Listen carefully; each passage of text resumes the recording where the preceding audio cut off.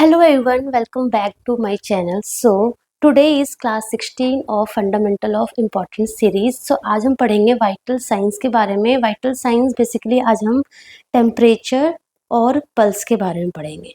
Okay, everything related to temperature and pulse, किस type का questions आता है टेम्परेचर पल्स से रिलेटेड एग्जाम में, वो सब कुछ हम डिस्कस करेंगे. So let's start with the topic that is vital sign. So first of all vital signs क्या होते हैं? वाइटल साइन जो है वो वाइटल पैरामीटर्स होते हैं, मीन्स कि it is the cardinal signs of our body's normal functioning. जिसमें क्या क्या आता है, दिस इज इम्पॉर्टेंट. क्या क्या वाइटल साइंस में क्या क्या पैरामीटर्स आते हैं. सो आपको कैसे याद करना है? T, P, R, BP and pain also included in the fifth vital sign में. So T मतलब T for temperature, P for pulse rate, R for respiration, and BP मतलब blood pressure, and pain मतलब pain is for pain. So T, P, R and BP ये 4 है, and ये fifth भी अब include हो गया. Pain is also included in the vital signs. तो टोटल 5 वाइटल साइंस है. तो समटाइम्स एग्जाम में वो कंपोजिशन से पूछ लेते हैं कि वाइटल साइंस में क्या क्या पैरामीटर्स आते हैं. सो आते हैं temperature, pulse, respiration, blood pressure, and fifth क्या है? फिफ्थ पेन है. कभी कभी एग्जाम में ऐसे पूछते हैं कि फिफ्थ वाइटल साइंस कौन सा है? That is the pain. Okay, but in some condition like in emergency condition oxygen saturation that is SpO2, oxygen saturation, pupillary response कि either it is reactive to light, not reactive to light, size like small size, constricted size है ना, blood glucose level of consciousness जिसमें GCS हम check करते हैं. It is also considered under vital signs. कहाँ पे? Emergency condition में. Normally हम TPR, BP एंड पेन को हम वाइटल साइंस मानते हैं. But in emergency condition, in critically ill condition like कि ICU वगैरह में हम oxygen saturation, pupillary response, blood glucose level of consciousness को भी हम किस में कंसिडर करते हैं? हम कंसिडर करते हैं वाइटल साइंस में.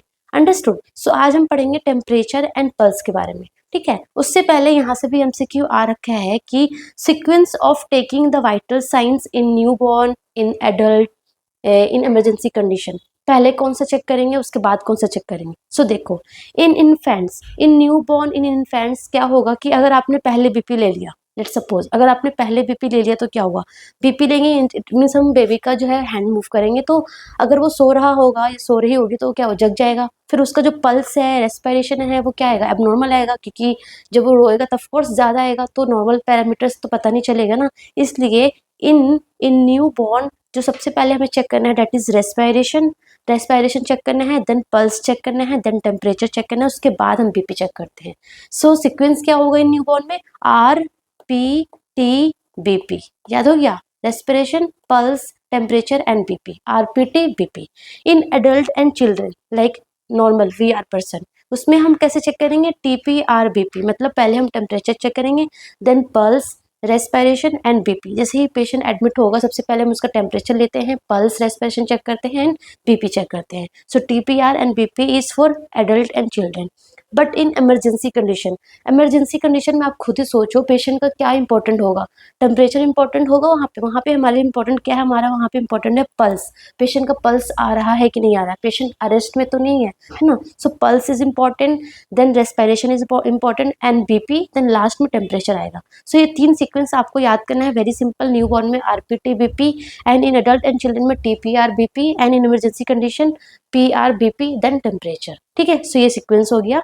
उसके बाद आते हैं temperature. So the question is what is temperature. Temperature होता क्या है? सो टेम्परेचर क्या होता है? हमारी बॉडी में कंटिन्यूअस क्या हो रहा है? हीट प्रोड्यूस हो रहा है, एंड कंटिन्यूअस क्या हो रहा है? हीट लॉस भी हो रहा है. राइट, हीट बॉडी में प्रोड्यूस हो रहा है like by metabolism of foods. जो भी हम फूड वगैरह खा रहे हैं, ऑक्सीडेशन ऑफ फूड, वहाँ से कंटिन्यूअस क्या हो रहा है? हीट प्रोड्यूस हो रहा है. सो हीट प्रोड्यूस भी हो रहा है एंड हीट लॉस भी हो रहा है. So there should be a balance between heat produce and heat loss. देखो, अगर बहुत ज़्यादा हीट प्रोड्यूस हो रहा है, हीट प्रोड्यूस होता जा रहा है, बट वो लॉस नहीं होगा तो क्या होगा? हाइपर पायरेक्सिया हो जाएगा, बहुत बॉडी का टेम्परेचर एलिवेट हो जाएगा.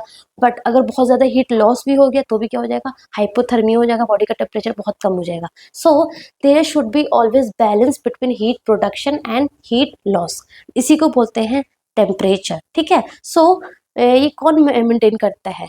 हीट का प्रोडक्शन एंड हीट का लॉस, कितना हीट लॉस होना चाहिए, कितना हीट प्रोड्यूस होना चाहिए, कब कम होना चाहिए, कब ज़्यादा होना चाहिए। सो ये मेंटेन करता है हमारा हाइपोथैलेमस।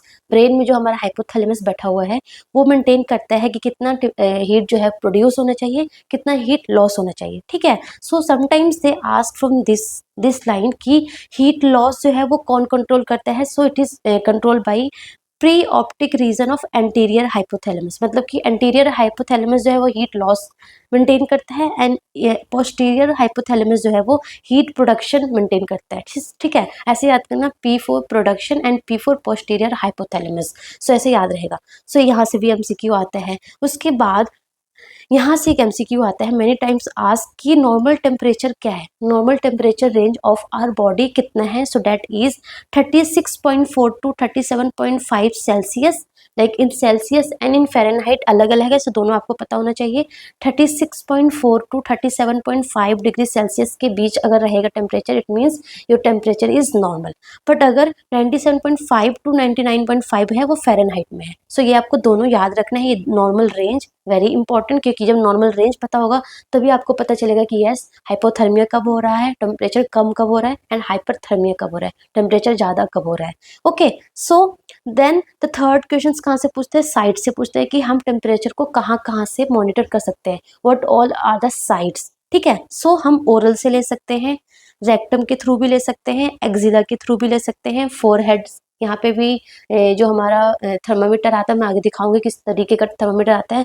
ये फोरहेड से भी ले सकते हैं, ईयर से भी ले सकते हैं जो कि टिम्पैनिक मेम्ब्रेन को टच करते हैं, ब्लैडर से भी ले सकते हैं, पल्मोनरी आर्टरी से भी ले सकते हैं, डिस्टल इसोफेगस से भी ले सकते हैं, नेजोफेरिंक्स से भी ले सकते हैं। ये मैंने क्यों लिखा है, ये नॉर्सेट में आ रखा है, नॉर्सेट के लाइक 2023 में भी आ रखा है, उससे पहले वाले नॉर्सेट में भी आ रखा है, ठीक है। सो नॉर्सेट में एक और क्वेश्चन क्या आया था कि सरफेस, बॉडी का सरफेस वाला टेम्परेचर कौन बताएगा एंड कोर टेम्परेचर कौन बताएगा। So very important, core temperature. So देखो, ओरल, रेक्टम, ईयर मतलब टिम्पैनिक मेम्ब्रेन के थ्रू ले रहे हैं, ओरल मतलब अंदर जा रहा है ना, तो वो कोर टेम्परेचर बताएगा। कोर टेम्परेचर का मतलब बॉडी का एक्चुअल टेम्परेचर बताएगा, ठीक है ना, core temperature.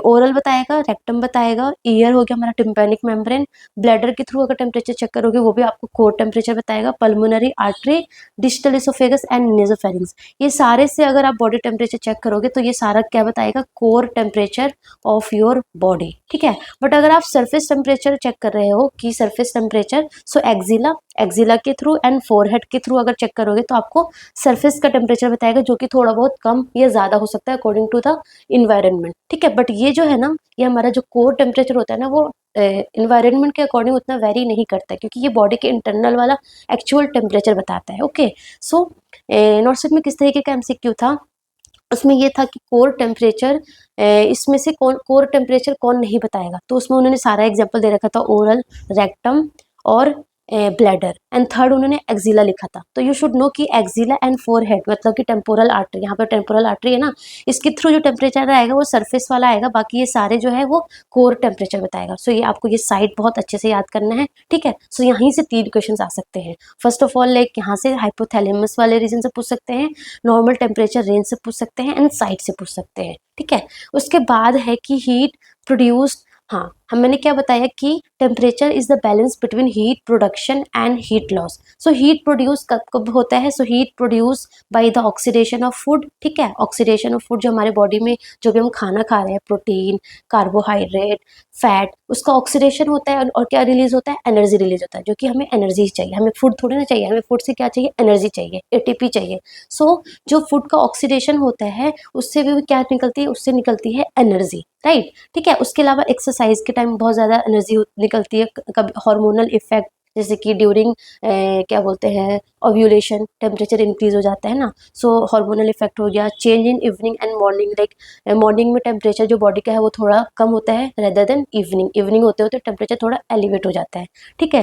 During sleep and fasting, जैसे कि ड्यूरिंग स्लीप एंड फास्टिंग के टाइम जो टेम्परेचर है वो थोड़ा कम हो जाता है, क्योंकि मेटाबॉलिज्म क्या हो जाता है, स्लो हो जाता है ना, इसलिए थोड़ा सा टेम्परेचर कम हो जाता है। सो ये सारा कंडीशन है इन विच हीट इज प्रोड्यूस। ठीक है, so one more important question यहाँ से भी आ रखा है एग्जाम में, जो कि मैंने देखा है कि 1 gram protein provide how much calorie, so it is 4 kilo calorie. 1 gram carbohydrate provide 4 kilo calorie and 1 gram fat provide 9 kilo calorie. Very simple, protein and carbohydrate से 4 किलो कैलोरी मिलती है एंड फैट से 9 kilo calorie मिलती है। ये यहाँ के लिए भी इंपॉर्टेंट है एंड ये न्यूट्रिशन जो चैप्टर है उसके लिए भी ये वाला टॉपिक इंपॉर्टेंट है। ठीक है, देन हीट लॉस कहाँ कहाँ से होता है? थ्रू लंग्स, जो हम रेस्पिरेशन ले रहे हैं, थ्रू किडनीज हो गया, थ्रू बॉवेल हो गया, है ना, थ्रू स्किन के थ्रू कहाँ कहाँ होता है? So this is important. Skin के थ्रू हमारा होता है by radiation, by evaporation, by convection and by conduction. Radiation क्या होता है? रेडिएशन मतलब कि हीट का जो लॉस है बाय इंफ्रारेड, मतलब टच नहीं होगा, किसी चीज से कांटेक्ट नहीं है, जो इंफ्रारेड रेज है ना, इंफ्रारेड रेज है, उसके थ्रू हीट का जो है वो ट्रांसफर होता है। लाइक अगर आप किसी कोल्ड ठंडे में आ गए, कहीं ठंडे रूम में आ गए, तो आपका जो टेम्परेचर है ना, आपका बॉडी का टेम्परेचर ज़्यादा रहेगा, so heat loss from like warmer से कूलर में चला जाएगा। जो आप कोल्ड एरिया में आए ना, सो थ्रू इंफ्रारेड रेडिएशन के थ्रू आपको जो टेम्परेचर है थोड़ा ठंडा हो जाएगा अगर आप कोल्ड एरिया में आए। सो this is the radiation and maximum जो हीट लॉस होता है that is by radiation around 60%। Evaporation क्या होता है कि आपकी बॉडी में स्वेटिंग होगी एंड स्वेटिंग जो है वो इवेपोरेट होके वो किस में कन्वर्ट हो जाएगा? वेपर्स में कन्वर्ट हो जाएगा एंड उससे आपकी बॉडी में एक कूलिंग इफेक्ट आती है, तो उसके थ्रू होता है। इससे अराउंड 22% होता है, लाइक ड्यूरिंग फीवर हो गया, है ना, या फिर आप एक्सरसाइज करके आए हो, ये हो गया एग्जाम्पल। कन्वेक्शन क्या होता है? थ्रू एयर या फ्लूइड आप बोल सकते हो, लाइक कि आपको बहुत गर्मी लगी, आप फैन के नीचे आ गए, सो थ्रू एयर वो हीट का ट्रांसफर हो गया। कंडक्शन क्या होता है? कंडक्शन में टच होगा, फिजिकल कांटेक्ट होंगे, इन सब में कांटेक्ट नहीं हो रहा तो इसमें कांटेक्ट होगा। ठीक है ना, एंड अराउंड 3% जो है वो कंडक्शन के थ्रू होता है। जैसे कि फीवर होता है तो हम क्या करते हैं? ठंडी पानी की पट्टियां लगवाते हैं ना, सो बाई कंडक्शन यहाँ पे क्या हो रहा है? हीट लॉस हो रहा है। So this all the mechanism of heat loss आई बस में। सो यहाँ से भी कभी कभी पूछ लेते हैं radiation, evaporation, convection and conduction से। ठीक है, सो मैं आपको साथ साथ में एमसीक्यू बताते भी जा रही हूँ कि किस तरीके का एमसीक्यू आता है। उसके बाद normal body temperature depends on when, where and in home it is measured. Of course कि आप लाइक सुबह मेजर कर रहे हो कि शाम में कर रहे हो कि रात में कर रहे हो, कहाँ कर रहे हो, ठंडी जगह पे, गर्मी जगह पे, है ना, ये सब कुछ डिपेंड करता है। सो दिस इज इम्पॉर्टेंट कि जो हमारा रेक्टल या फिर टिम्पैनिक मेम्ब्रेन का जो टेम्परेचर होता है, रेक्टल का क्या है? Rectal and tympanic is very core temperature बताता है। क्या बताता है? कोर टेम्परेचर बताता है। So rectal and tympanic membrane का अगर आप टेम्परेचर लोगे, it should be always 1 degree Fahrenheit या 0.5 डिग्री सेल्सियस हायर होगा than oral temperature. Oral temperature को आप बेस मान लो, है ना। लेट सपोज ओरल टेम्परेचर आपका कितना है? ओरल टेम्परेचर आपका 98.6 डिग्री फ़ारेनहाइट है। तो जो रेक्टल टेम्परेचर होगा, रेक्टल या फिर टिम्पैनिक मेम्ब्रेन का टेम्परेचर होगा, वो कितना होगा? वो होगा हमारा 99.6 degree Fahrenheit. Always 1 degree Fahrenheit या 0.5 डिग्री सेल्सियस हायर होगा देन ओरल टेम्परेचर। उसके अलावा एक्सिलरी टेम्परेचर, एक्सिलरी जो है वो 1 डिग्री फ़ारेनहाइट लोअर होगा देन ओरल टेम्परेचर, मतलब ऑपोजिट है। रेक्टल जो है वो 1 डिग्री हाई होगा एंड एक्सिलरी जो है वो 1 डिग्री लोअर होगा देन ओरल टेम्परेचर। ठीक है, एक्सिलरी वाला कौन सा बताता है? It is surface temperature, surface का बताता है। कोर बॉडी टेम्परेचर एक्सिलरी नहीं बताता है, एक्सिला जो है वो कोर बॉडी टेम्परेचर नहीं बताता है। ठीक है, so this is very important point, यहाँ से भी एमसीक्यू आता है। ठीक है ना। सो सबसे ज्यादा बॉडी का टेम्परेचर अगर आप देखो तो किसका होगा? रेक्टम का होगा, जो कि एकदम कोर बॉडी टेम्परेचर बताएगा, देन ओरल का, देन एक्सिला का। ठीक है, 99.6, 98.6 एंड इट इज 97.6। सो ये हमारा रेक्टम, ओरल एंड एक्सिला। सो ये आपको सीक्वेंस याद करना है। ठीक है, देन गोल्डन पॉइंट क्या है कि इफ क्लाइंट ड्रिंक कोल्ड और hot wet for 20 to 30 minutes. देखो, अगर पहले क्या था ना, आजकल के टाइम में तो हम मरकरी वाला थर्मामीटर यूज नहीं करते हैं, पहले मरकरी वाला थर्मामीटर यूज करते थे। तो जब आप मरकरी वाला थर्मामीटर यूज करोगे ना, तो मतलब मरकरी नहीं, सॉरी, मतलब ओरल टेम्परेचर, अगर आप ओरल टेम्परेचर ले रहे हो, सो अगर किसी पेशेंट ने कुछ हॉट और कोल्ड चीज़ें कुछ खाया है या पिया है, तो आपको 20 to 30 मिनट्स तक एटलीस्ट वेट करना पड़ेगा, देन आपको ओरल टेम्परेचर लेना है। ठीक है, and wait at least 1 hour after heavy exercise और hot bath.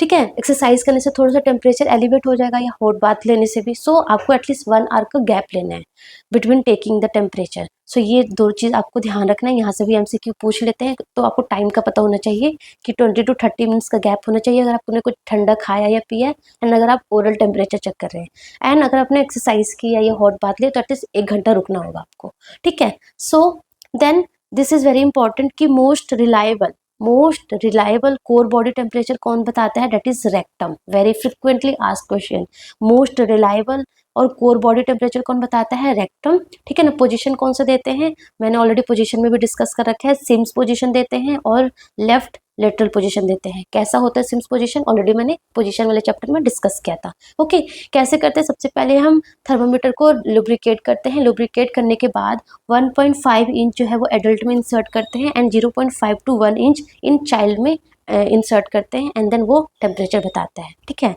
Not take in cardiac patient, very very important. अगर कोई पेशेंट कार्डियक का है ना, क्योंकि कार्डियक पेशेंट में अगर आप रेक्टल टेम्परेचर लोगे तो क्या होगा, वहाँ पे जो वेगस नर्व है वो स्टिमुलेट हो जाएगी। वेगस नर्व स्टिमुलेट हो जाएगी तो ब्रेडिकार्डिया हो जाएगा, हाइपोटेंशन हो जाएगा। मतलब ऑलरेडी कार्डियक पेशेंट है ना, तो लाइक उसका जो पैरामीटर्स है वो अनस्टेबल हो जाएगा ना, ब्रेडिकार्डिया हो गया, हाइपोटेंशन हो गया, तो लाइक रिस्की है। सो कार्डियक पेशेंट में कभी भी हमें रेक्टल टेम्परेचर नहीं लेना है। हु अंडरगो रेक्टल सर्जरी, जो रेक्टल सर्जरी जिसकी हुई है ऑफ कोर्स उसमें हम नहीं ले सकते हैं। डायरिया जिसको बार बार स्टूल पास हो रहा है, या फिर फीकल इन्फेक्शन जिसको फीकल इम्पैक्टेड है, लाइक कॉन्स्टिपेटेड पेशेंट है, रेक्टल ब्लीडिंग पेशेंट हो गया, है ना, और who are at risk for bleeding, इन सारे लोगों में हम कभी भी रेक्टल टेम्परेचर नहीं लेते हैं, ठीक है। सो नॉर्मल रेक्टल टेम्परेचर कितना होता है, दैट इज 99.6 डिग्री फ़ारेनहाइट, ठीक है। ओरल क्या है, oral is the most common route. Most common route अगर आपसे पूछ ले से oral is the most common route. Normal temperature कितना होता है, 98.6। देखो 99.6 रेक्टल का है, तो उससे 1 डिग्री क्या होगा, उससे 1 डिग्री कम होगा, 98.6। Hold thermometer under the tongue to for 2 to 3 minute. हाँ, लोग सोचते हैं ओरल में कहाँ रखना है, सो ओरल में अंडर द टंग रखना होता है, ऐसे नहीं कि मुंह में जस्ट डाल दिया, under the tongue, this is important, ठीक है। उसके बाद हमारा आता है axilla. Axilla is the most common method in children, very safe method है, कॉमन मेथड है चिल्ड्रन के लिए। नॉर्मल टेम्परेचर कितना होता है, 97.6। आप बस एक याद कर लो, सारा याद हो जाएगा। ओरल का कितना है, 98.6।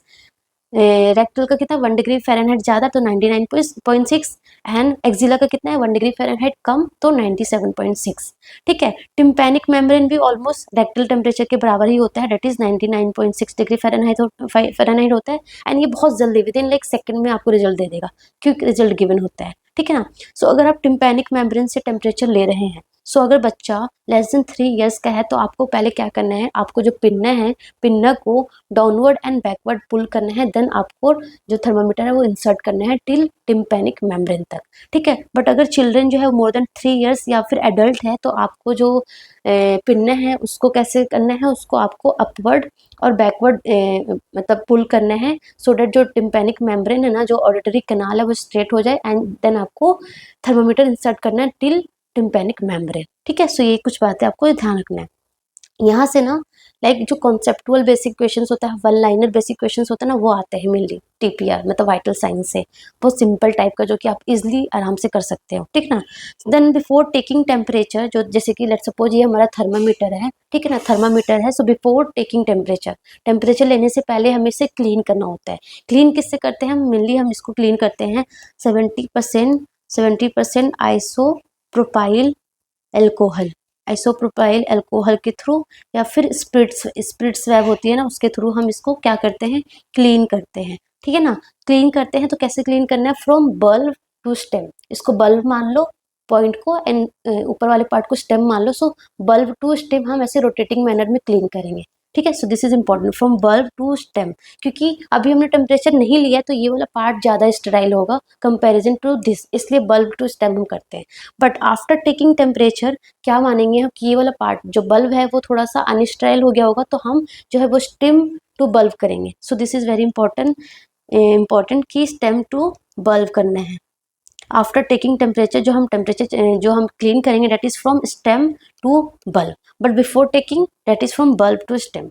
समझ में आ गया क्यों, क्योंकि ये रीजन थोड़ा स्ट्राइल होगा before taking, and after taking ये थोड़ा गंदा होगा, दैट्स वाई, ठीक है। क्योंकि हमेशा हमें मोर क्लीन टू लेस क्लीन की तरफ जाना है, हमेशा कोई भी वुंड भी क्लीन करे, कुछ भी क्लीन करे, तो आपको हमेशा more clean to less clean की तरफ हम जाते हैं, ठीक है। Then body temperature conversion, this is also very important formula. यहाँ से भी वो पूछ लेते हैं कि आपको जो टेम्परेचर है ना वो सेल्सियस में दे देंगे एंड बोलेंगे कि कन्वर्ट इट इनटू फ़ारेनहाइट। सो ये फॉर्मूला आपको पता होना चाहिए कि अगर आपको फ़ारेनहाइट टू सेल्सियस में कन्वर्ट करना है देन आपको क्या करना होगा, आपको फ़ारेनहाइट को 32 से माइनस करना पड़ेगा इंटू 5/9, तो जो टेम्परेचर आ जाएगा वो सेल्सियस में आ जाएगा। बट अगर आपको सेल्सियस से फ़ारेनहाइट में जाना है तो आपको सेल्सियस को 9/5 से मल्टीप्लाई करना होगा, उसमें 32 प्लस करोगे तो जो टेम्परेचर है वो डिग्री फ़ारेनहाइट में आ जाएगा। Very simple formula and like quick हो जाएगा, सो उसमें 1 मार्क्स आपके पक्का। ठीक है, then coming to the image based, क्योंकि नॉर्सेट में इमेज बेस्ड भी आता है एंड ये वाला इमेज आ रखा है।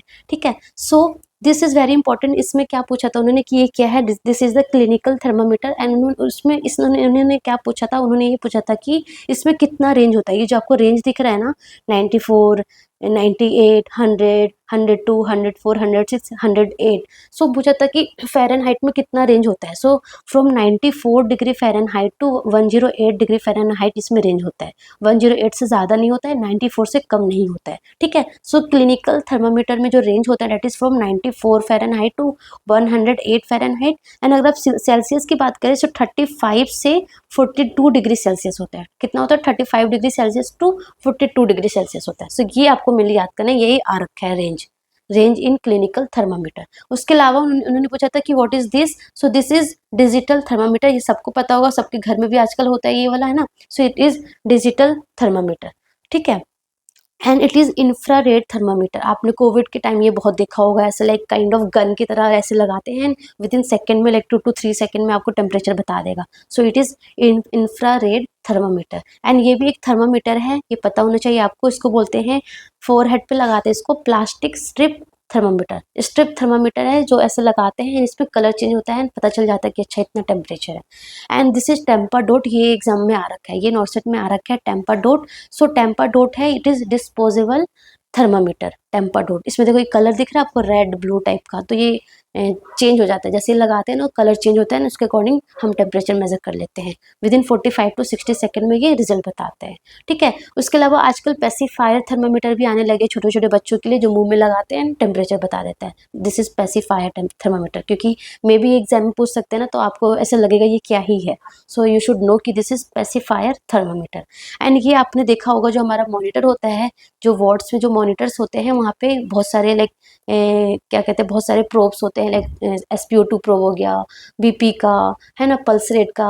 तो इसमें एक टेम्परेचर प्रोब भी आने लगा है, this is the temperature probe. ये आपको दिख रहा है ब्लैक ब्लैक सा, ब्लैक ब्लैक, एंड ये वायर है एंड ये हमारा मॉनिटर से कनेक्ट हो जाएगा, यहाँ पे ये मॉनिटर से लग जाएगा। एंड ये जो आपको दिख रहा है ना ये वाला पार्ट, ये वाला पार्ट हम कहाँ पे लगाते हैं, राइट अपर क्वाड्रेंट रीजन में लगाते हैं, पेस्ट कर देते हैं एंड ये कंटिन्यूअस बॉडी का टेम्परेचर मॉनिटर में आता रहता है, लाइक 37, 38। आपको मेजर करने की बार बार जरूरत नहीं है, कंटिन्यूअस आपको टेम्परेचर बताएगा ये। ठीक है, so it is temperature probe. तो ये सारा आप इमेज अच्छे से याद रखना। ठीक है, then coming to the fever. Fever मतलब कि नॉर्मल टेम्परेचर तो आपको समझ में आ गया। अब नॉर्मल टेम्परेचर से ज़्यादा होगा तो उसको क्या बोलेंगे, उसको बोलेंगे फीवर और पायरेक्सिया। पायरेक्सिया, ठीक है। सो अगर मोर देन 38 डिग्री सेल्सियस या मोर देन 100.4 डिग्री फ़ारेनहाइट होता है तो उसको बोलते हैं पायरेक्सिया, मतलब पेशेंट को, किसी को फीवर है। ठीक है, सो हाइपर पायरेक्सिया क्या होता है, हाइपर पायरेक्सिया या हाइपरथर्मिया क्या होता है, मतलब कि अगर temperature more than 105 degree Fahrenheit है तो उसको हम बोलेंगे हाइपर पायरेक्सिया।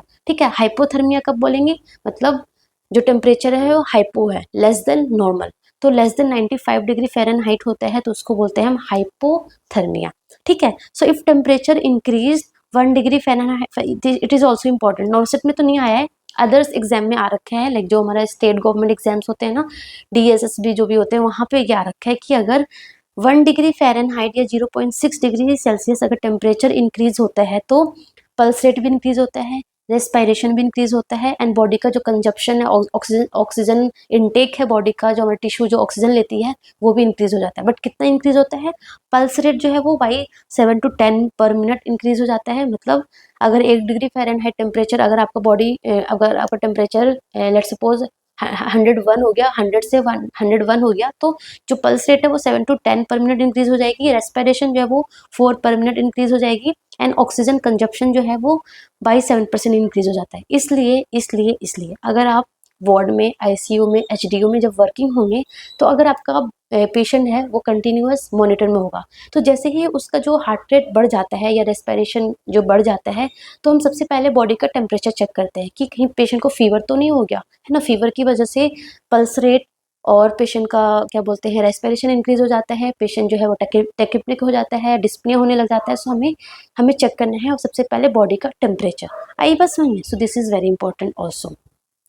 उसके अलावा types of fever, this is the favourite questions of every exam. वो पूछ लेते हैं कि कंटिन्यूस फीवर का मतलब क्या होता है, रिमिटेंट फीवर क्या होता है। सो आज हम बहुत सिंपल वे में आज अभी के अभी एकदम माइंड में फिक्स कर लेते हैं क्या होता है। सो देखो, कंटिन्यूअस फीवर, कंटिन्यूअस का नाम ही समझ में आ रहा है, कंटिन्यूअसली मतलब कि लगातार पेशेंट को क्या है, फीवर है, लगातार किसी को क्या है, फीवर है। सो कंटिन्यूअस फीवर मतलब कि कंटिन्यूअस फीवर है, body temperature variation less than 1 degree Celsius in 24 hours. मतलब कि किसी को लाइक 101 है, अगले घंटे देख रहे हो 100 है, फिर अगले घंटे देख रहे हो तो 102 है, 103, मतलब कंटिन्यूअस उसको फीवर है। एंड जो टेम्परेचर जो वेरिएशन होगा ना वो लेस देन 1 डिग्री सेल्सियस होगा इन 24 आवर्स में। एंड इन 24 आवर्स में कभी भी बॉडी का जो टेम्परेचर है वो नॉर्मल नहीं आएगा, वो हमेशा एलिवेटेड ही रहेगा, हमेशा टेम्परेचर क्या रहेगा, कॉन्स्टेंट रहेगा, इंक्रीज रहेगा, ठीक है ना। So fever remains constantly high, continuous high रहेगा, does not return to normal, कभी भी वो नॉर्मल नहीं आएगा। एग्जाम्पल हो गया टाइफाइड फीवर, या फिर अगर समझ लो ब्रेन इंजरी हो रखी है, आपका जो थर्मो रेगुलेशन जो हाइपोथैलेमस है वो फंक्शनिंग नहीं है, वो फंक्शनिंग नहीं है, तो वो कंटिन्यूस आपका बॉडी क्या रहेगा, टेम्परेचर हाई रहेगा, कंटिन्यूस क्या रहेगा, हाई रहेगा, less than normal, sorry normal कभी आएगा ही नहीं वो, ठीक है। सो मतलब variation less than 1 degree Celsius होगा, this is very important. Remittent fever क्या होता है, रीमिटेंट फीवर होता है body temperature variation more than 1 degree Celsius, never touches normal, goes up and down, fever fluctuates. So देखो, continuous fever में क्या था कि बॉडी का जो टेम्परेचर है वो कंटिन्यूसली हाई रहेगा, ठीक है ना। जो वेरिएशन अगर होगा भी ना तो that is less than 1 degree Celsius, like 102 हमेशा फीवर रहेगा। तो अगर मान लो कम हुआ भी तो लाइक 101 होगा, उससे कम नहीं होगा, 102 से 103 हो सकता है ना। सो जो वेरिएशन है ना वो लेस देन 1 डिग्री सेल्सियस होगा। बट इन रीमिटेंट फीवर में क्या होगा कि बॉडी का जो टेम्परेचर है ना वो भी नॉर्मल तो नहीं आएगा, वो भी हमेशा हाई ही रहेगा, बट जो यहाँ पे जो वेरिएशन है ना 1 डिग्री सेल्सियस से ज्यादा होगा। लाइक अभी आपको 100 था, 104 हो गया, फिर 102 हो गया। सो लाइक बॉडी का जो टेम्परेचर वेरिएशन है ना मोर देन 1 डिग्री सेल्सियस होगा, but never touches to normal, मतलब हमेशा ये कभी लो होगा, कभी अप एंड डाउन होता रहेगा। फीवर बहुत फ्लक्चुएट्स करेगा बट कभी नॉर्मल नहीं आएगा, ठीक है ना। फीवर बहुत फ्लक्चुएट्स करेगा बट कभी नॉर्मल नहीं आएगा, जैसे कि इन्फेक्शन में अगर आपको कुछ इन्फेक्शन हो रखा है, सो बॉडी आपका कंटिन्यूस हाई रहेगा एंड बहुत फ्लक्चुएटिंग होगा, 102, 105, 106, 102 ऐसे लाइक फ्लक्चुएटिंग होगा बट नॉर्मल नहीं आएगा, ठीक है। इंटरमिटेंट फीवर क्या होगा, इंटरमिटेंट में क्या होगा कि body temperature returns to normal at least once in 24 hours, मतलब कि आपको फीवर तो आएगा बट लाइक एटलीस्ट एक बार भी हो सकता है, 2 बार भी हो सकता है, तो टेम्परेचर आएगा, फिर बॉडी का टेम्परेचर नॉर्मल हो जाएगा, फिर आएगा, फिर नॉर्मल हो जाएगा, फिर आएगा, फिर नॉर्मल हो जाएगा, लाइक इट्स लाइक इंटरमिटेंट, आया नॉर्मल, आया नॉर्मल, ठीक है। So means fever comes and goes, मतलब आपको फीवर आ रहा है, then चला जा रहा है, फिर आ रहा है, फिर जा रहा है, लाइक मलेरिया में, है ना। सो ये हो गया इंटरमिटेंट फीवर। कंटिन्यूस मतलब कंटिन्यूसली रहेगा, variation less than 1 degree Celsius होगा।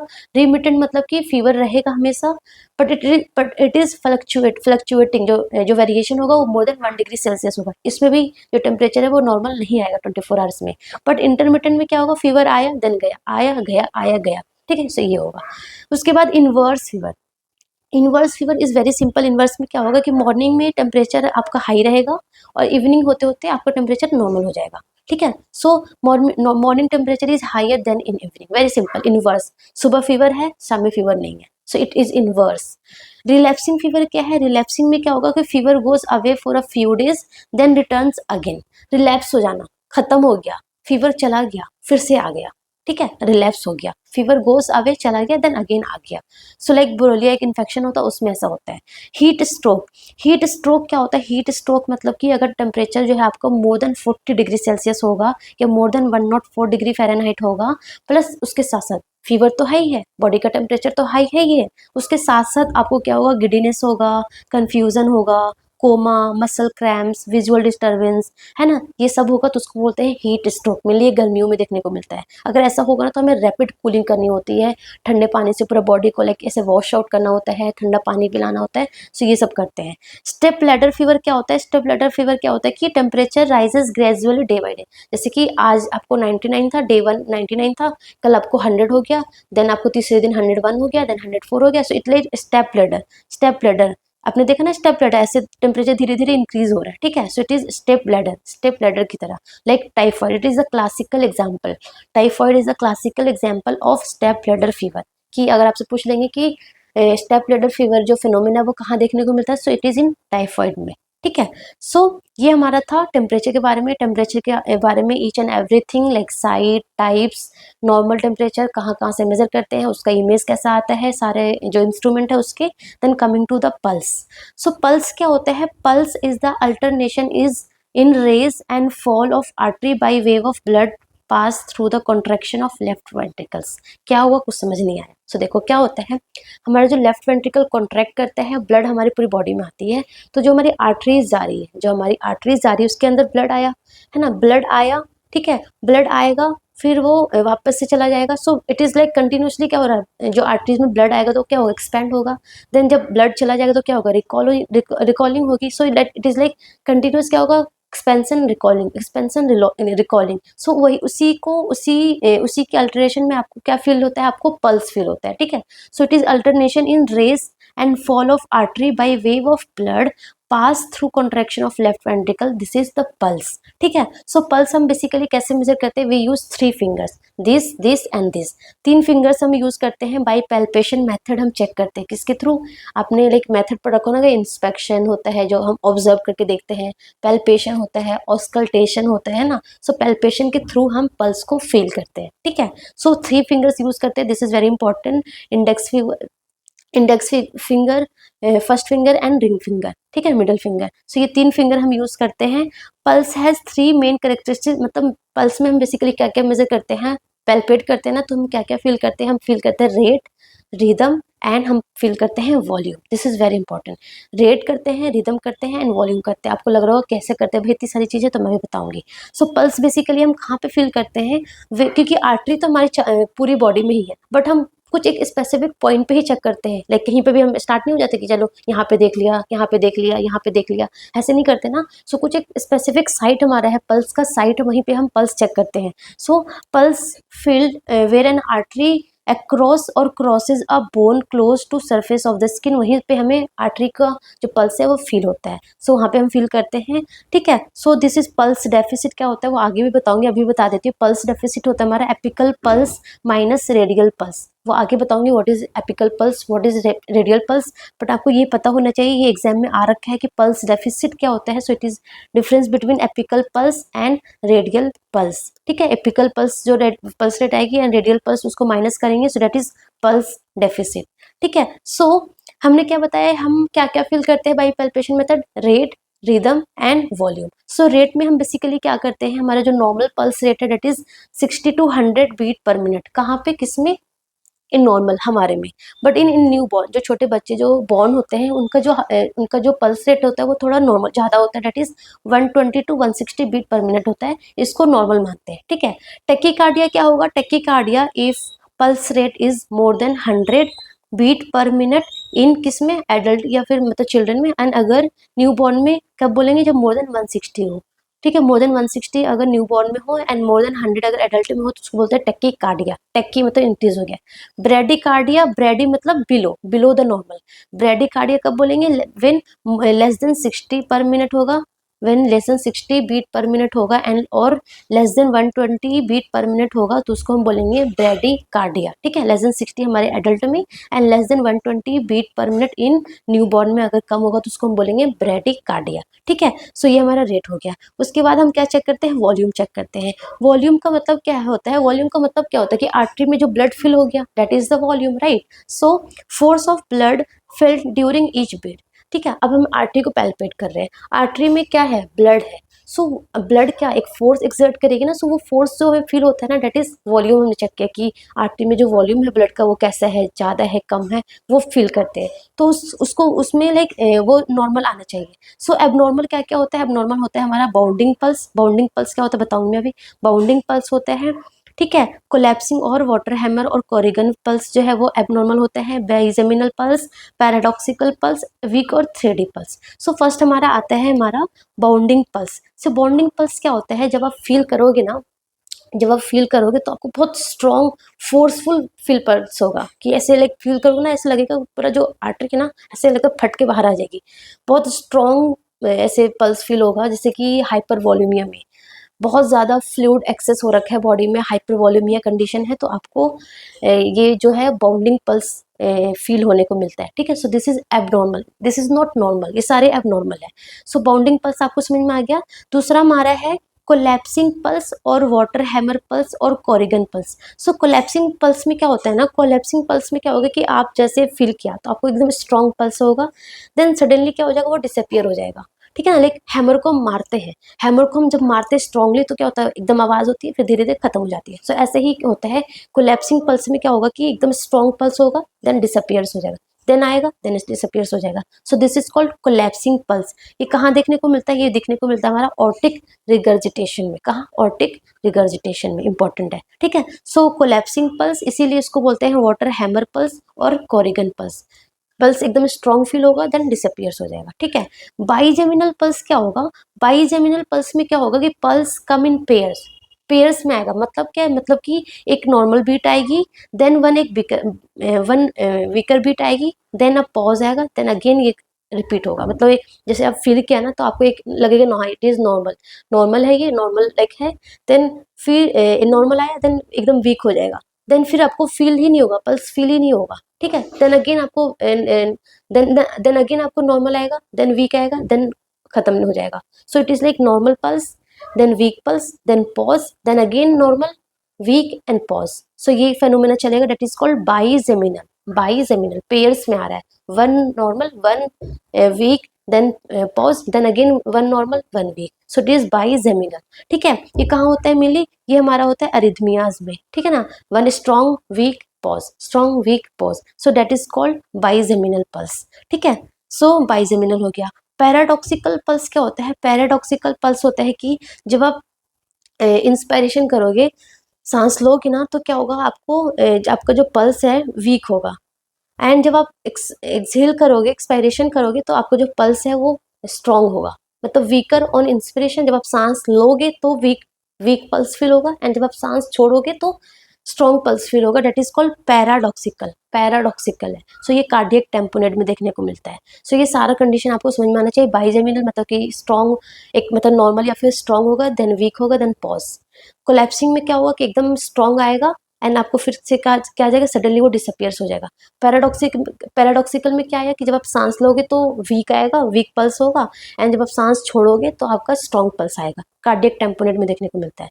देन वीक और 3D पल्स क्या होता है कि मतलब बहुत वीक पल्स होगा, आपको फील भी नहीं होगा, लाइक शॉक हो गया, हाइपोटेंशन हो गया, इन कंडीशन में वीक एंड 3D पल्स होता है। या फिर फ्लूइड वॉल्यूम डेफिसिट हो गया है ना, इन सारे कंडीशन में आपको वीक एंड 3D पल्स देखने को मिलता है, ठीक है। सो हमने रेट देख लिया, हमने वॉल्यूम देख लिया, एंड देन हम रिदम देखेंगे। रिदम मतलब कि वो रेगुलर है कि इरेगुलर है, लाइक ऑर्टिक कह रही हूँ, अरिथमियाज तो नहीं हो रहा है ना, ऑर्टिक एट्रियल फ्लटर तो नहीं हो रहा है, एट्रियल फिब्रिलेशन तो नहीं हो रहा है, वेंट्रिकुलर टैकीकार्डिया। सो हम रिदम चेक करते हैं। So rate, volume and rhythm हम कहाँ चेक करते हैं, पल्स में चेक करते हैं। Then coming to the grading of pulse, this is very important. Grading of pulse, zero का मतलब कि पल्स जो है वो एकदम एब्सेंट है, पता ही नहीं चल रहा है। +1 की मतलब कि जो पैल्पेबल है, हल्का हल्का पैल्पेट हो रहा है, आप थोड़ा सा प्रेशर लगाओगे तो एकदम खत्म हो जाएगा, पल्स फील नहीं होगा, इजिली खत्म हो जाएगा। जो आपने पढ़ा ना, weak and 3D pulse in hypotension shock, वो हमारा +1 की ग्रेडिंग में आता है। +2 क्या है, नॉर्मल पल्स, जो अभी हमारा आ रहा है, that is the normal pulse जो है, डेट इज +2। नॉर्मल है, easily identify, not easily obliterated, जल्दी आप खत्म नहीं होती। +3 क्या है, पल्स जो है वो नॉर्मल से थोड़ा इंक्रीज हो जाएगा, ठीक है ना, मॉडरेट प्रेशर में आएगा। एंड +4 जो है फुल बाउंडिंग, अभी हमने पढ़ा ना बाउंडिंग पल्स, सो ये हमारा +4 कैटेगरी में आएगा। सो अगर आपसे पूछे कि नॉर्मल पल्स कैसा होना चाहिए, सो +2 होना चाहिए। कितना होना चाहिए? +2 होना चाहिए। ये आ रखे एग्जाम में, ठीक है, +2 होना चाहिए। Then coming to the pulse taking sides, very important कि पल्स हम कहाँ कहाँ से चेक कर सकते हैं। सो पल्स हम कहाँ कहाँ से चेक करते हैं? फर्स्ट यहाँ से स्टार्ट करते हैं, ऊपर से। फर्स्ट ऑफ ऑल ये इमेज से आता है, आपको इमेज दे देंगे एंड पूछेंगे ये कौन सा साइड है। So it is temporal side. कहाँ पे? जस्ट लेटरल एस्पेक्ट ऑफ आई, यहाँ पे टेम्पोरल, टेम्पोरल आर्टरी है तो टेम्पोरल साइट हो गया। उसके बाद कैरोटिड, जो कि सबको पता है हमारा नेक के जस्ट साइड में, और ऐसे बोल सकते हो कि जो हमारा स्टेर्नोग्लाइडोमास्टॉइड मसल है उसके लेटरल एस्पेक्ट में, यहाँ पे, ठीक है ना, कैरोटिड। उसके बाद थोड़ा नीचे आते हैं, that is apical. This is apical pulse, ठीक है ना, एपिकल पल्स इसको बोलते हैं। It is the most accurate side, या फिर आपको रिलायबल साइड पूछ ले तो इट इज एपिकल पल्स, ठीक है ना। लोकेशन कहाँ है? 5th intercostal space in mid clavicular line at apex of the heart. कहाँ पे? हमारे नॉर्मल इंसान में। बट अगर बच्चों में पूछे, इन्फेंट और चाइल्ड में, 4th intercostal space mid clavicular line slightly below the nipple, ठीक है। So it is the side आपको पता होना चाहिए।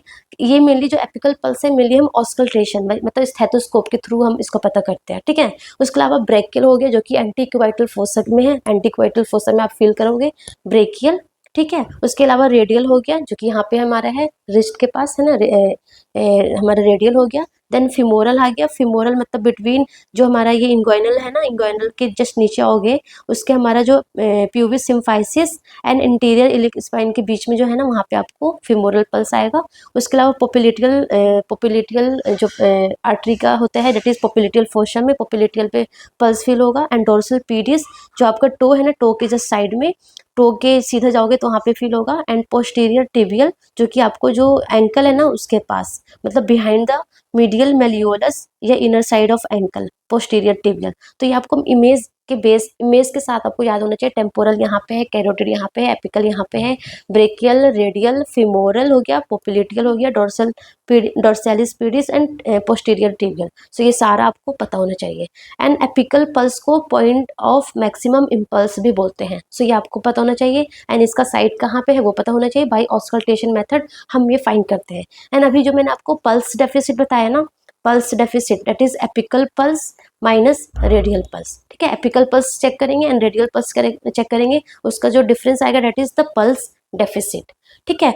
सो this is all about pulse के बारे में था हमारा, कि टेम्परेचर कैसे कैसे करते हैं। पल्स हमारा हो गया, एबनॉर्मल पल्स आपको समझ में आ गया। So that's all about, very important, कहीं से भी पूछ सकते हैं। एंड लाइक वन लाइनर में भी पूछ सकते हैं, किसी तरीके से भी पूछ सकते हैं। सो आपको आना चाहिए। So thank you.